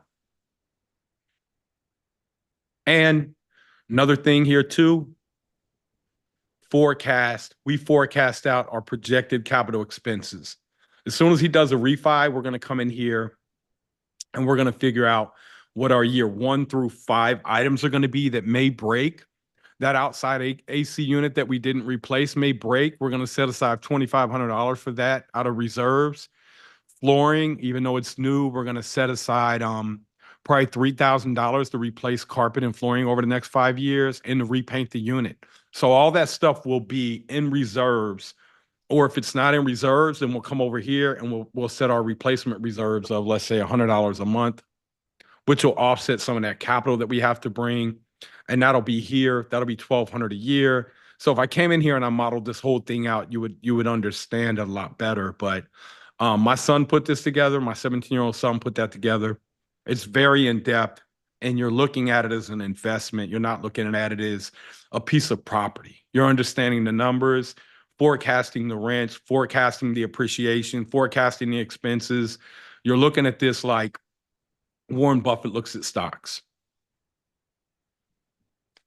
Nate, we only have a few more questions left. We have another one from Will, and he said, I'm a fairly new realtor. My focus is multifamily. What's a good way to find off-market apartment complexes? I'm working this way until I get capital to burr. Do you have any apartment complexes right now? Hopefully he gets back to us on that one. Will?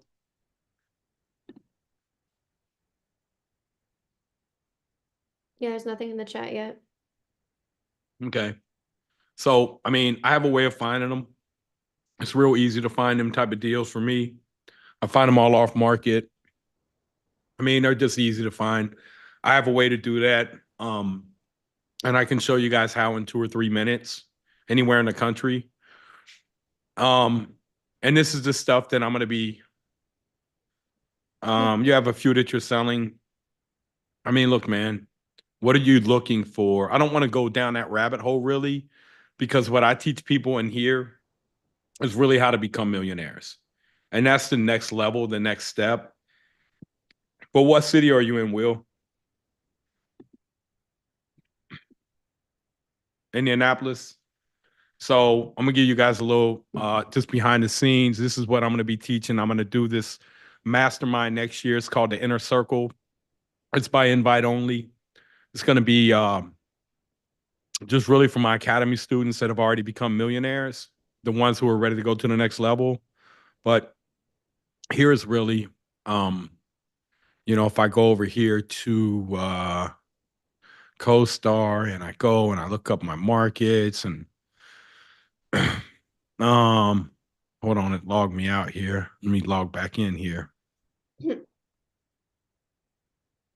Let me see if it needs a code. Nope. Okay. So I'll go over here to Indianapolis. Indianapolis, Indiana, CoStar market. And then I'm just going to go over here to my filter and I'm going to look for vacancy rate of, let's just say I'm looking for let me see. My vacancy rate is minimum, let's just say 20%. Let's just say 17%. I'm looking for distressed properties. Okay. So I'm going to come in here and inventory. I'm going to look for a minimum of, let's just say 20 units. And then I'm going to come down here and I'm going to hit done. No results found. Hold on. It should have found. There's some there. I'm going to come in here and what did I do wrong here? 17% vacancy rate. Let me see here. 20 units. Okay. So, I got to go to list there. I go to list here. Let me go to my filters here. Minimum 17% vacant. So, okay. So for some reason, this ain't pulling up. But I would come over here and I would find ones that have higher vacancy rates in them. And I could pull this up, but I don't want to spend 15 minutes pulling this up right now because I know we're at time. But that's how I would do. I would go find in that market the distressed buildings. I would look at the ones that are rented for 89 cents a square foot. The market rent is $1.25. And let me just show you guys the math on that real quick, what that looks like here on a calculator. So let's say that these rents are, $8.50 times, let's just say it's 100 units, right? That is 85,000 a month times 12 months. Million times, let's just say I'm running let's say they're running an 85% occupancy. Okay. That's 867,000 minus, let's say, average carrying costs, taxes, insurance, water, sewage, trash, landscaping, maintenance, groundskeeping, property management fee, turnovers, and leasing is, let's just say, $5,800 per unit per year times 100. Okay, that's going to equal 287,000. Let's say they're willing to sell this to me at a 6 cap. 6% capitalization rate. It means I'm going to pay them $4.783 million for this property. Let's say I got to put 25,000 in at a unit and renovations plus 25,000 times 100. I'm in it for 7.283 million. But after I renovate it, granite countertops, stainless steel appliances, clean up the outside, new siding, new roofs, whatever the common areas, maybe redo the clubhouse if it has one. If not, I can add a clubhouse in there for about $600,000. Let's say my new effective rent now is going to be $1,200. 1,200 times 100 units times 12 months. So 144,000 or 1.44 million. And let's say now I'm running 95% occupancy. This is my gross operating income with 5% vacancy. My expenses were 5,800. I'm probably going to automate a lot of things. I'm going to bring my expenses down a little bit. Let's say I don't bring the expenses down at all, though. My maintenance costs are going to be down because I've taken care of everything with capital repair. So let's say I'm still at $5,800 a unit times 100.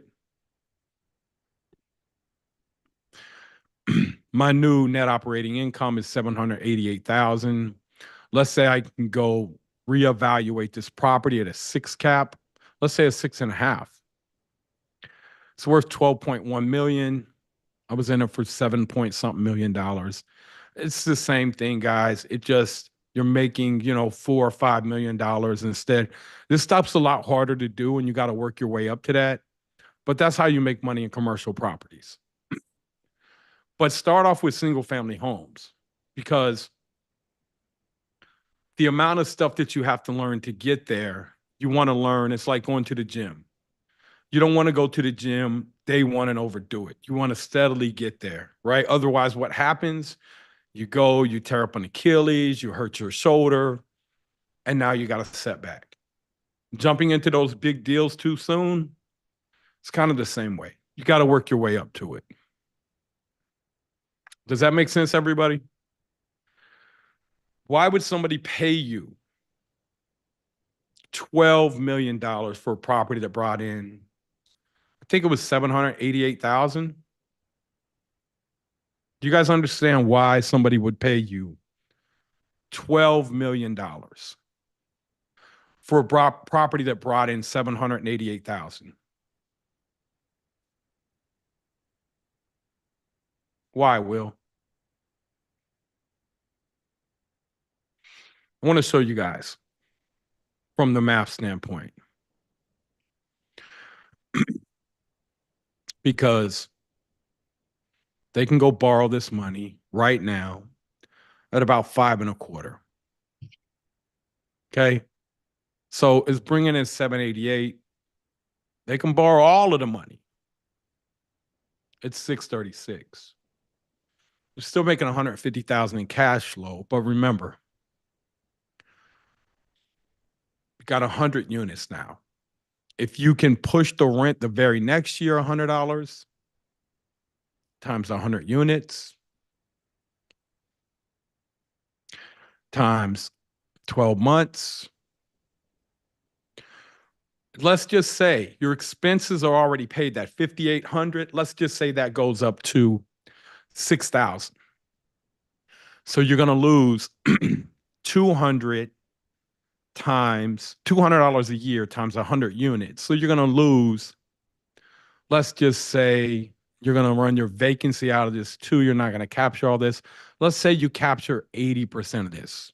Let's say 84%. And put you at 100,800. How much money do you guys think you just made right there? Come on, drop it in the chat. I want to hear. How much money did you just make by raising the rent $100? Anybody in the chat? Nope, no one yet. Okay.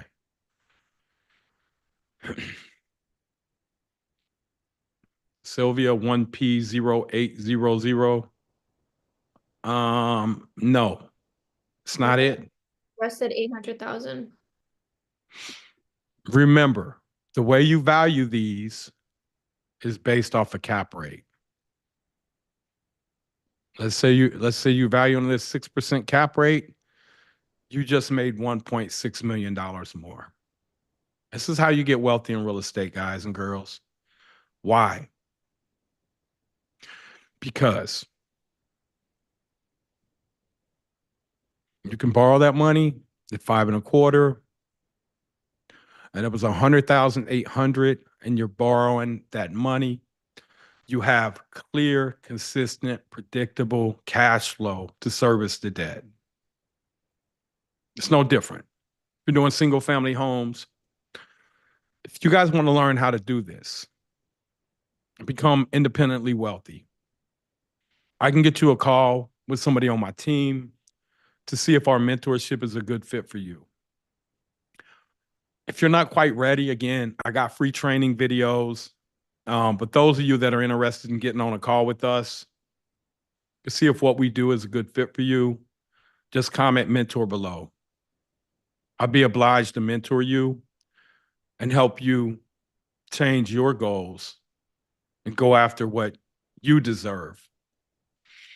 And for those of you that maybe need to know a little bit more about it, like I said earlier, I got this free training. I can send you this training. Just comment training below.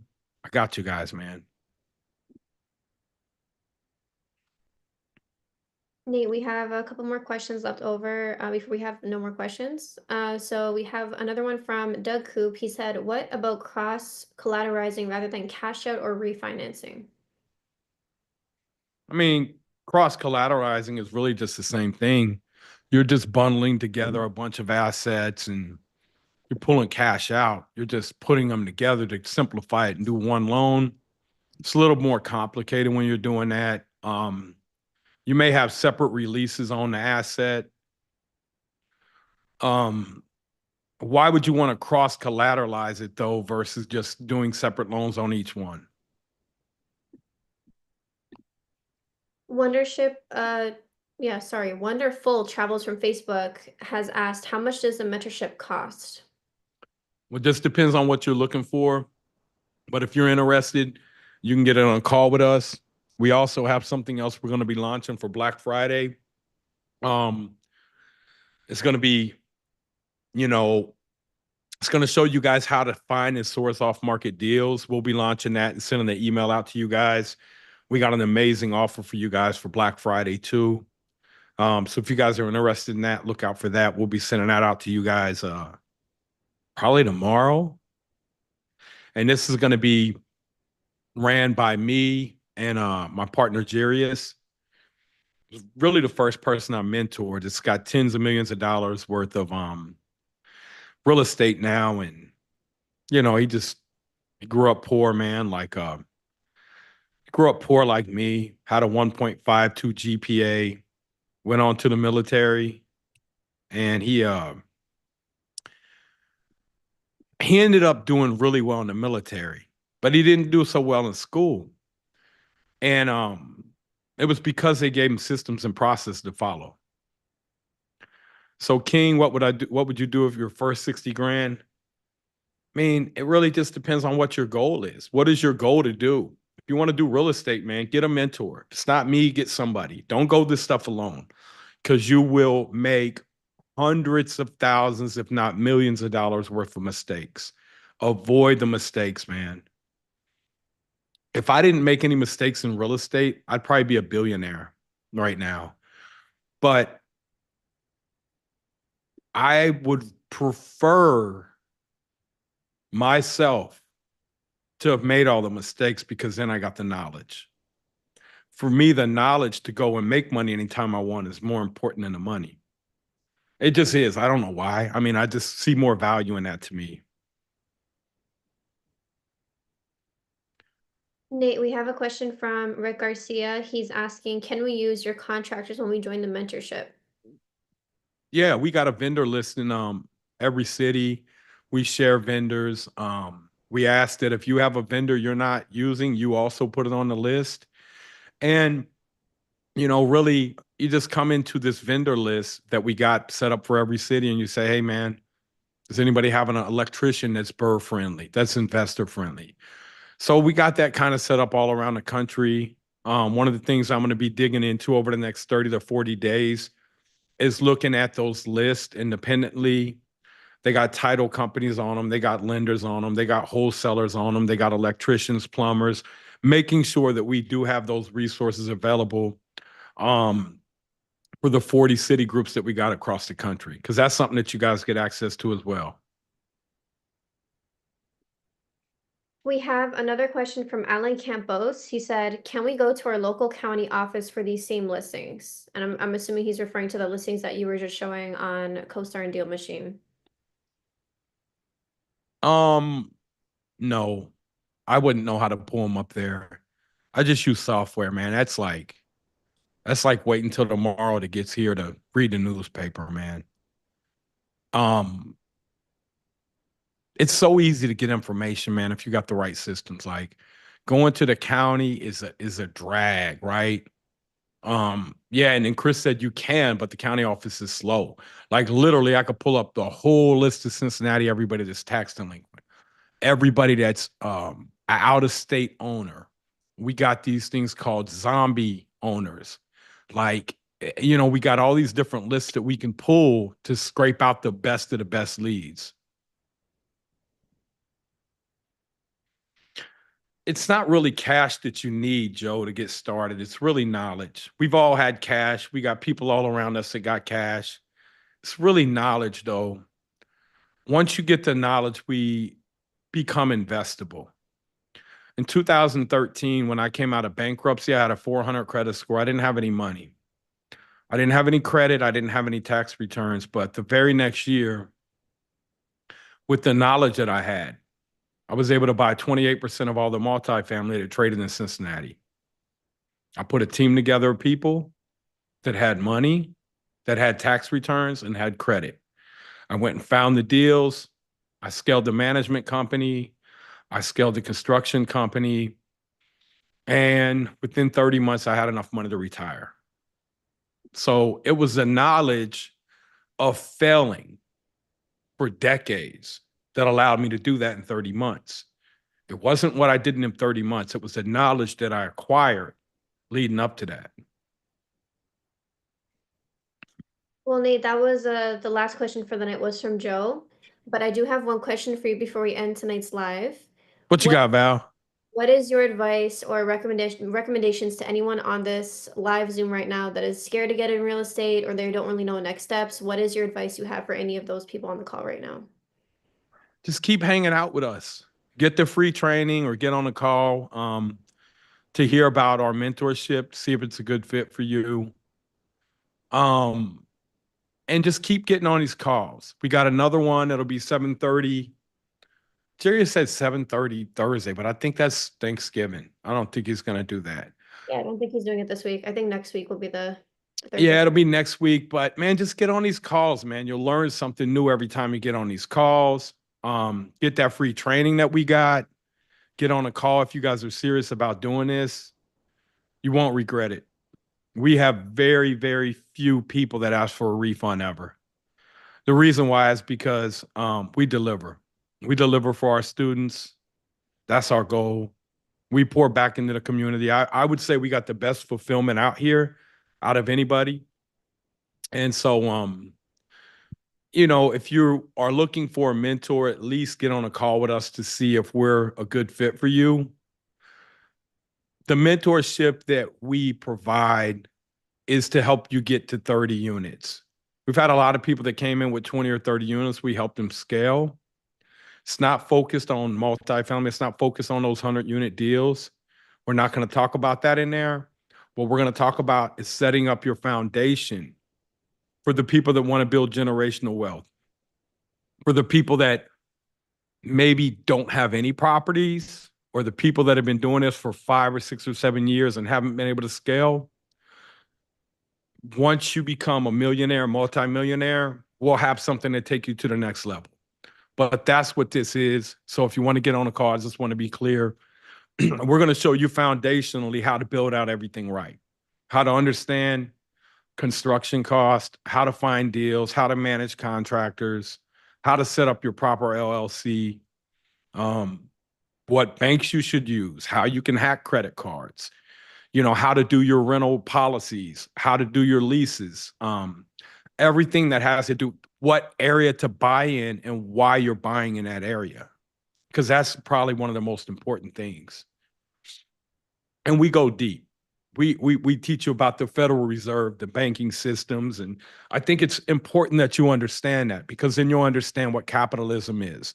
You'll understand how the capitalist, how our country works, how money works. Most of us don't even know that. And I go to banks and I talk to these bankers. They've been banking for 15 or 20 years and they don't even understand. They just show up to work every day. They don't even know what they're doing.